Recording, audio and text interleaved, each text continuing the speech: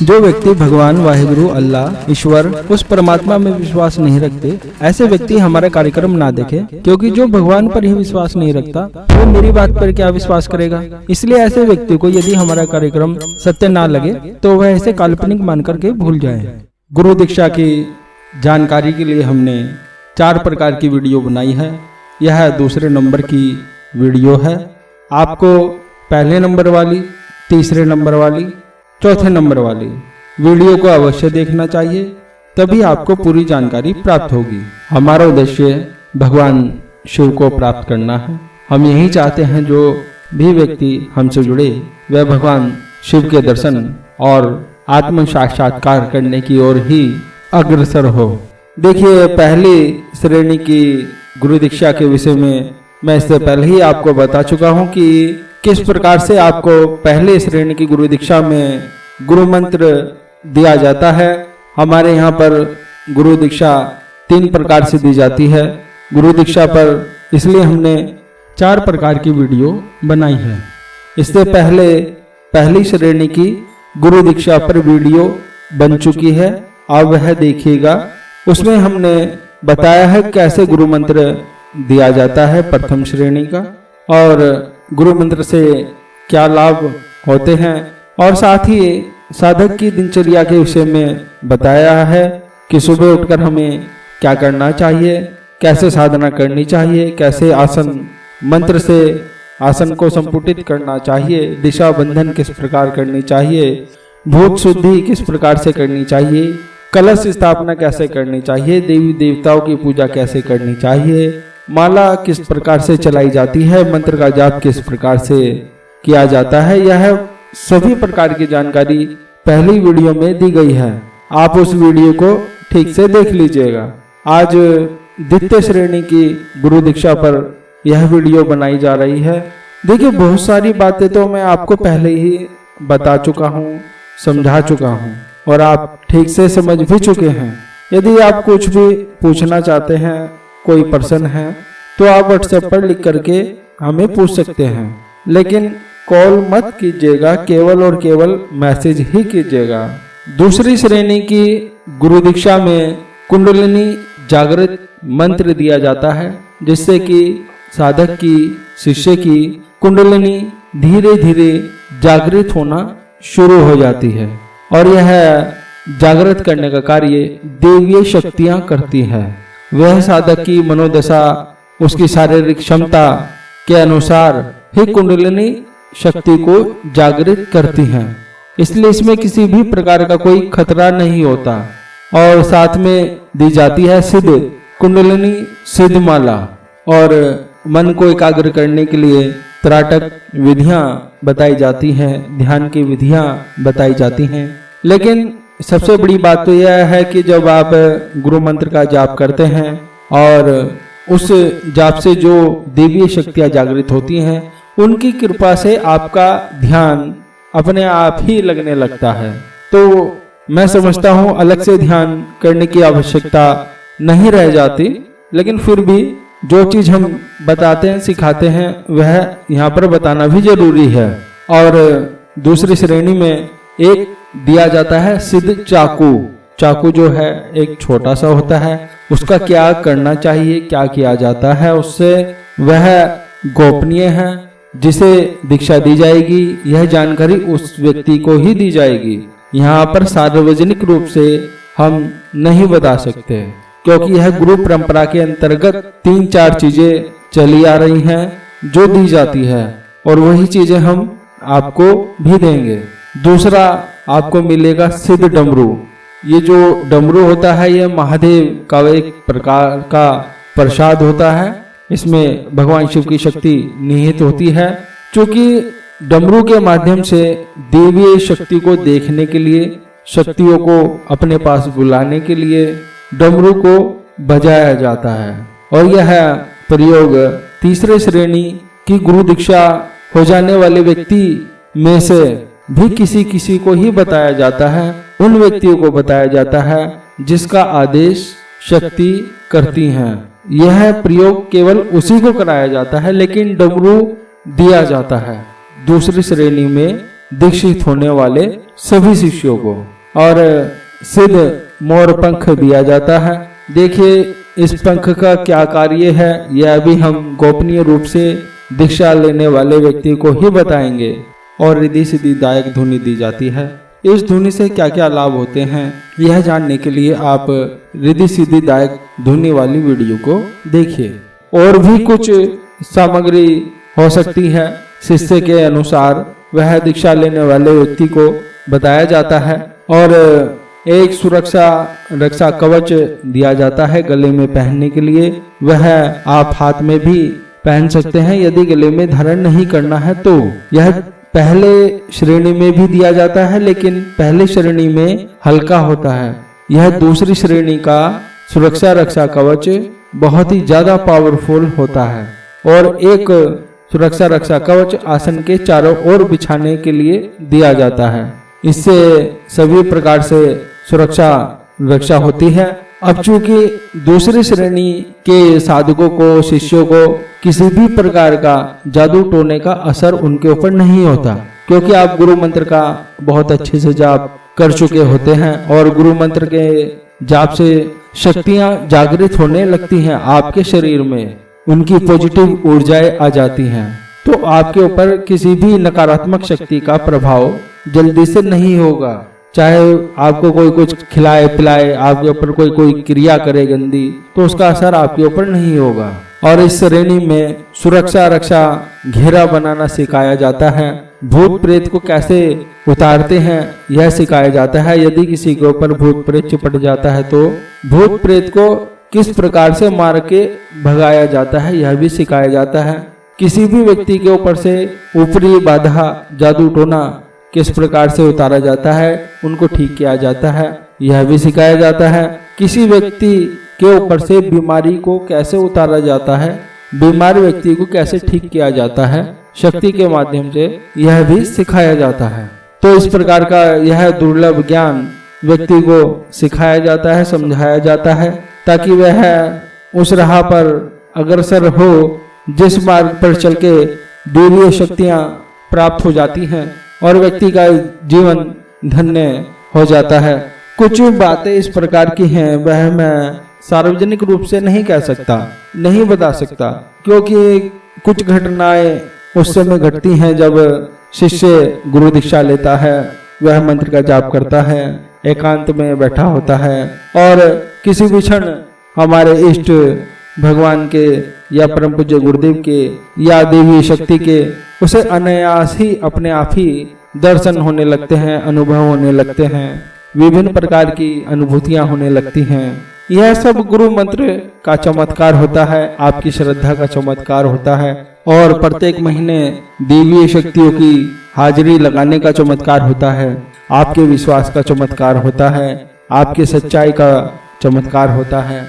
तो देखिए गुरु कृपा भी उसी के ऊपर होती है, देवीय कृपा भी उसी के ऊपर होती है, शिव कृपा भी उसी के ऊपर होती है जो संयम से, निष्ठा से, पूरे भक्ति भाव से गुरु मंत्र का जाप करता है, गुरु सेवा करता है, मन कर्म वचन से गुरु आज्ञा का पालन करता है, पूर्ण भक्ति भाव के साथ में हाजिरी पूजन को करता है।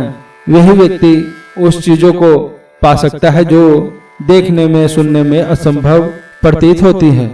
देखिए मैं आप लोगों को यह बता देना चाहता हूँ, हम जो भी कार्य करते हैं किसी का भी, चाहे किसी के लिए भी हम पूजा कर रहे हैं या अनुष्ठान क्रिया कर रहे हैं या साधना सामग्री बना करके आपको भेज रहे हैं, यह मैं अपने दिमाग से नहीं करता। इसका अर्थ यह है कि यदि मैं यह सोचता हूँ कि मुझे इस व्यक्ति का कार्य, इसके लिए पूजा या साधना सामग्री या दवाई 2 दिन बाद बनानी है और मैं उसकी तैयारी कर देता हूँ, लेकिन यदि कभी कभी शक्ति आदेश करती हैं, आज्ञा देती हैं, तो उसी मुहूर्त में, चाहे वह 10 दिन बाद हो, 15 दिन बाद हो, उसी व्यक्ति के नाम से पूजा की जाती है, साधना सामग्री बनाई जाती है या दवाई बनाई जाती है। और वह शक्ति इस प्रकार का आदेश इसलिए देती है जिससे कि जिस व्यक्ति के लिए हम साधना सामग्री बना रहे हैं, अनुष्ठान कर रहे हैं या दवाई का निर्माण कर रहे हैं या किसी भी प्रकार की अन्य क्रिया कर रहे हैं, वह क्रिया उस व्यक्ति के लिए पूरी तरह लाभप्रद हो, फलप्रद हो। और जिन व्यक्तियों की हम तंत्र की काट करते हैं उनके लिए मैं आपको थोड़ी सी बात बताने देना चाहता हूँ, क्योंकि बहुत सी बातें गुप्त होती हैं। देखिए, यदि आपके ऊपर किसी ने कुछ कर दिया है और किसी गंदी शक्ति से वह कार्य किया है, तो जब हम उसका उपचार करते हैं, उपाय करते हैं, तंत्र की काट करते हैं, तो जो शक्ति किसी दूसरे ने आपके ऊपर भेजी होती है वह शक्ति भी वहां पर आती है। और जब हम वह क्रिया करते हैं, उसकी काट करते हैं, तो कुछ बातें हम लोग आपको नहीं बताते। इसलिए नहीं बताते कि जिससे आप लोग डरे ना, आपको भय ना हो किसी भी प्रकार का।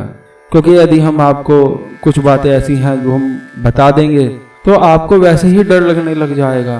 क्योंकि यदि बीमार को उसकी बीमारी के बारे में बताया जाए और बहुत ज़्यादा यदि बता दिया जाए तो बीमार व्यक्ति ठीक होने के बजाय डर के कारण ही अपने आप ही और ज़्यादा बीमार हो जाएगा और अपने आप ही उसको हानि हो जाएगी।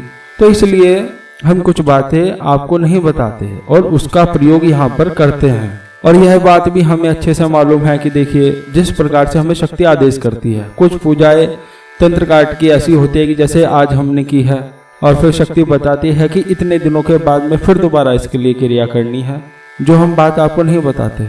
फिर हम दोबारा से वही क्रिया दोहराते हैं। अलग अलग प्रकार से व्यक्ति के लिए शक्ति आदेश करती है, हम उसी हिसाब से कार्य करते हैं।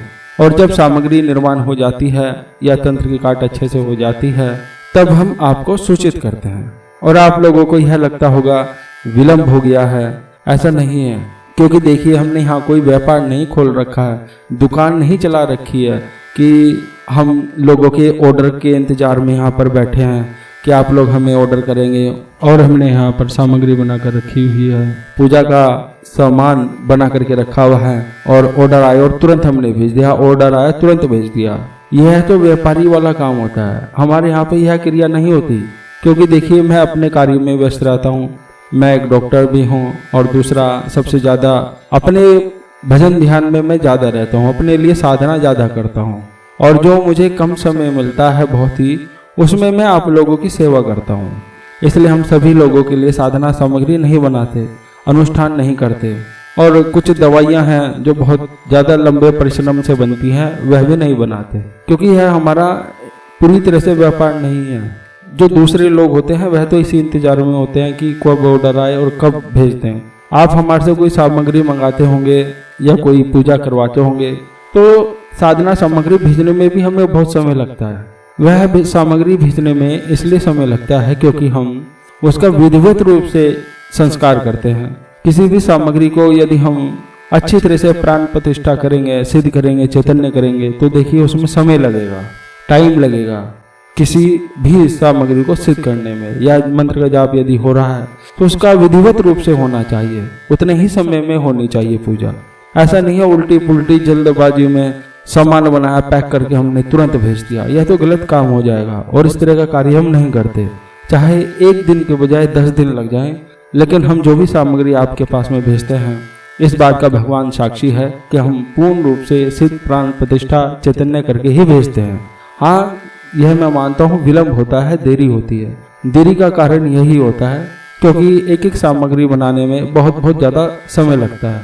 और जो दूसरे लोग होते हैं वह साधना सामग्री एक ही बार में मंगा करके रखते हैं बहुत सारी, और जब ऑर्डर आते हैं उन्हें भेजते रहते हैं। हम लोग यह नहीं करते। हम लोगों को तो जो भी व्यक्ति ऑर्डर देता है उसी के नाम से हम साधना सामग्री की सभी सामग्री, पूजन की सामग्री हो, जो भी पूजन में सामग्री लगती है, वह सभी उसी के नाम से मंगाते हैं और तभी सामग्री को सिद्ध किया जाता है।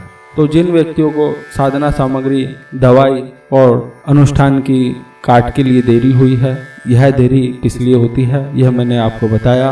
और दूसरा बहुत बड़ा एक कारण यह भी है कि देवी शक्ति अधिकतर मुझे मना करती है सामग्री निर्माण के लिए। क्योंकि देखिए, जब हम यहाँ पर देरी करते हैं तो आप लोगों के विचार में परिवर्तन आता है। आप लोगों के अंदर बहुत अलग अलग बातें प्रकट हो जाती हैं कि देरी क्यों हो गई है, सामान मुझे मिलेगा या नहीं मिलेगा। बहुत सारी नेगेटिविटी आप लोगों के मन में आ जाती है। तो देवी शक्तियाँ यही बताती है कि देख, तू जिसके लिए सामग्री बना रहा है उसके विचार इस प्रकार से हो रहे हैं।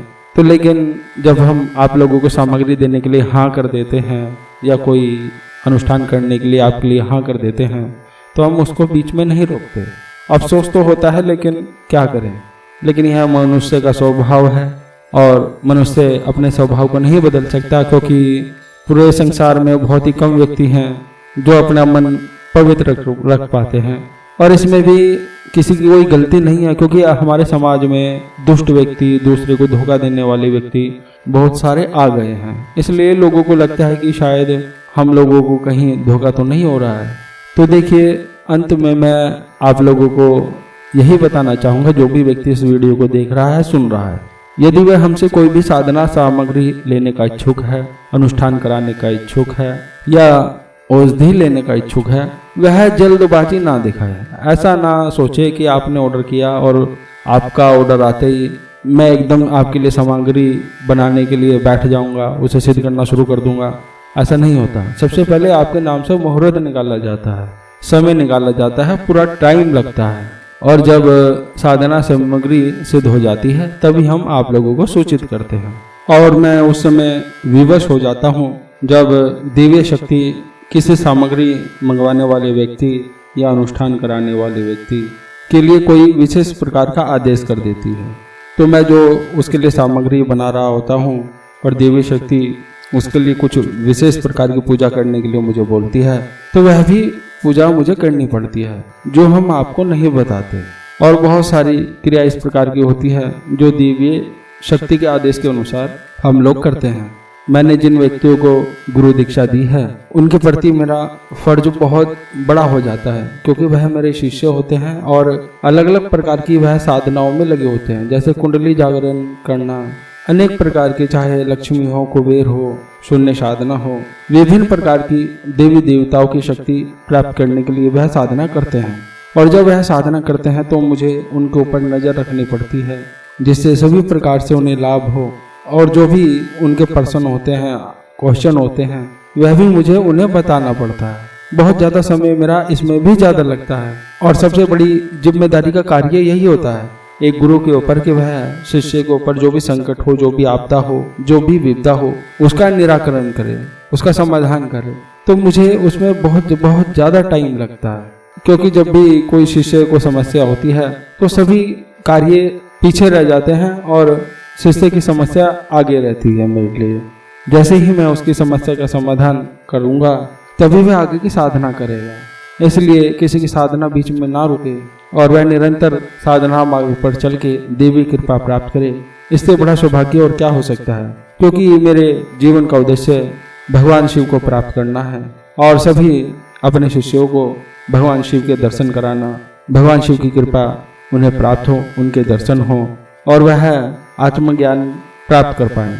यही मेरे जीवन का उद्देश्य है। भगवान शिव को जो भी व्यक्ति अपने हृदय में धारण कर लेता है वह अमृत को प्राप्त कर लेता है, मेरा ऐसा मानना है। और एक रस अलग ही उसके जीवन में उतर आता है, आनंद का। वह हर प्रतिक्षण एक आनंद में रहता है, क्योंकि भगवान शिव की शक्ति निरंतर लगातार उसे ओतप्रोत करती रहती है। उसमें धारा प्रवाह ज्ञान की अपने आप ही आनंद की होती रहती है और व्यक्ति नाना प्रकार के बंधनों से, विपदाओं से, संकटों से, दुख से, दरिद्रता से अपने आप ही धीरे धीरे मुक्त होने लगता है और उस मार्ग पर चलता है जिस पर आगे चलकर उसे आत्मज्ञान की प्राप्ति हो और वह इस जीवन के झंझटों से बच जाए।